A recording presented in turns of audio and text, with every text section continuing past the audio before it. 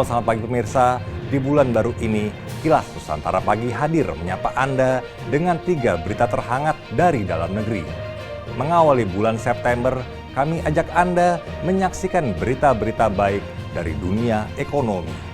Pemirsa, Wakil Gubernur Jawa Barat UU Ruzanul Ulum meluncurkan rintisan usaha petani milenial yang merupakan salah satu program unggulan untuk meregenerasi para petani.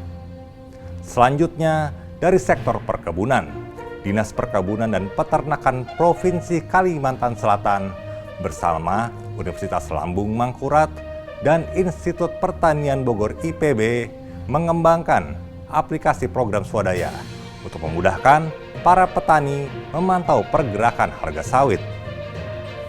Kita tutup pertemuan pagi ini dengan berita dari Kabupaten Batang, Jawa Tengah terkait usaha budidaya lebah madu keranceng yang menjanjikan. Simak tayangan video selengkapnya berikut ini.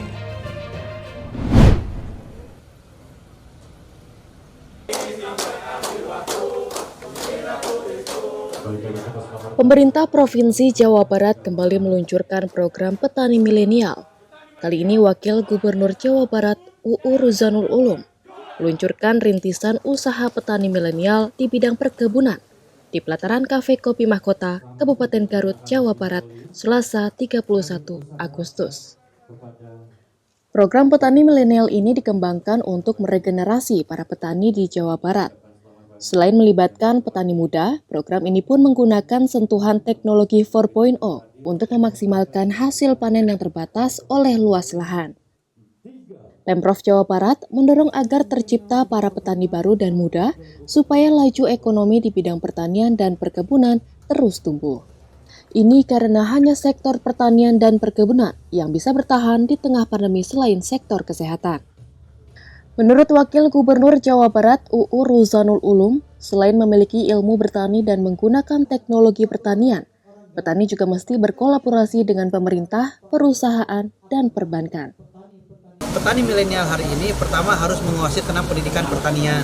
Karena petani kan sekarang berbeda dengan petani zaman dulu. Petani zaman dulu ceblur tetap bisa berkembang, berbuah. Sekarang kan tidak bisa. Oleh karena itu harus memiliki kemampuan dalam bidang bertani. Termasuk teknologi pertanian harus dikuasai. Kalau sekarang tidak memakai teknologi pertanian akan termarginalkan dengan sendirinya. Yang kedua harus mampu berkolaborasi dengan jalan silaturahmi. Kolaborasi dengan pemerintah setempat, kolaborasi dengan pengusaha, kolaborasi dengan perbankan, dan yang lainnya. Dalam peluncuran ini pun dilakukan penandatanganan kerjasama antara Dinas Ketahanan Pangan dan Peternakan Provinsi Jawa Barat dengan Kopi Mahkota sebagai off-taker atau penjamin pembelian hasil panen petani. Selain itu, para petani milenial juga mendapatkan bantuan kredit usaha rakyat dari BNI untuk memulai usahanya menanam kopi yang akan dijual kepada penjamin.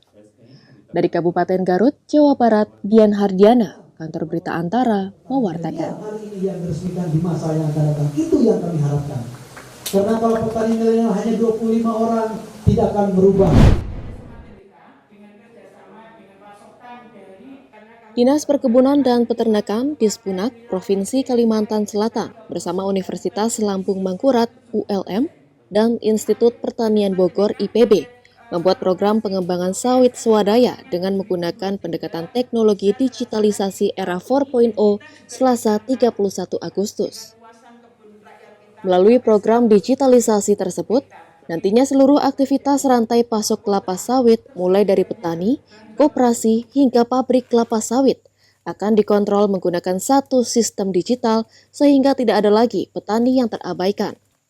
Usai acara diskusi, proyek percontohan implementasi rantai pasok kelapa sawit di Provinsi Riau, Jambi, dan Kalimantan Selatan, Kepala Dinas Perkebunan dan Peternakan Provinsi Kalimantan Selatan, Suparmi, mengatakan program ini nantinya sangat mendukung untuk meningkatkan SDM perkebunan kelapa sawit.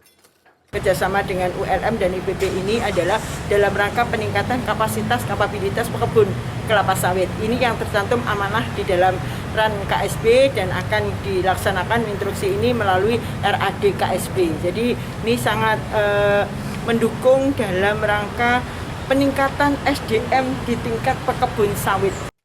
Melalui digitalisasi sektor kelapa sawit swadaya tersebut, Petani sangat diuntungkan karena dapat melihat pergerakan harga pasar sehingga dapat menghindari permainan pasar yang merugikan petani.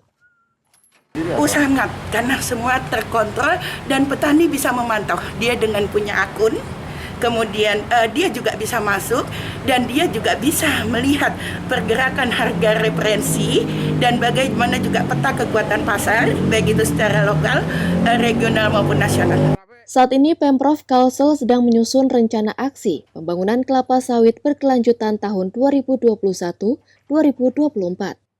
Dukungan digitalisasi tersebut merupakan langkah strategis yang diyakini mampu meningkatkan produktivitas kelapa sawit.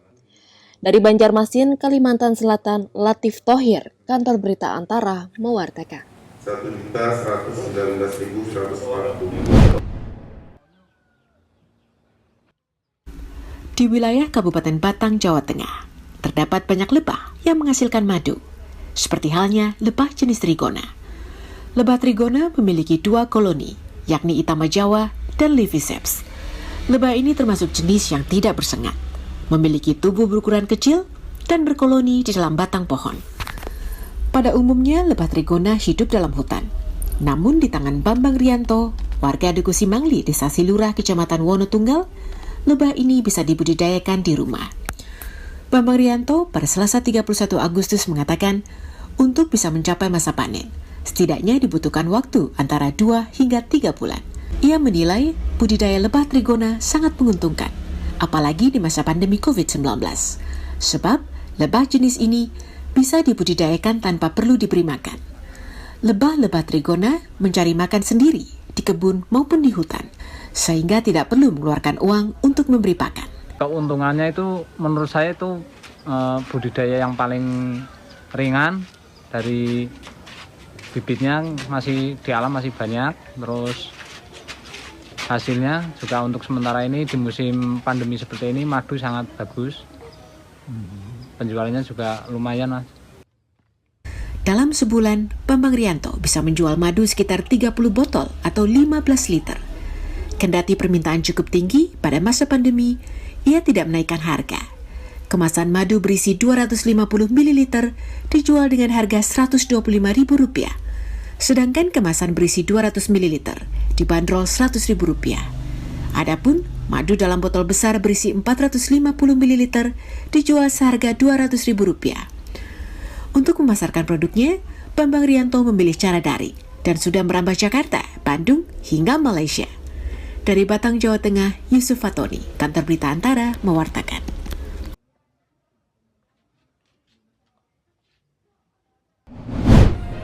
Pemirsa, 3 berita dari sektor ekonomi telah kami sajikan kepada Anda. Kami akan menyampaikan kabar menarik dari sektor lainnya dari penjuru Nusantara siang nanti dalam Kilas Nusantara siang pukul 13 waktu Indonesia Barat. Terima kasih dan sampai jumpa.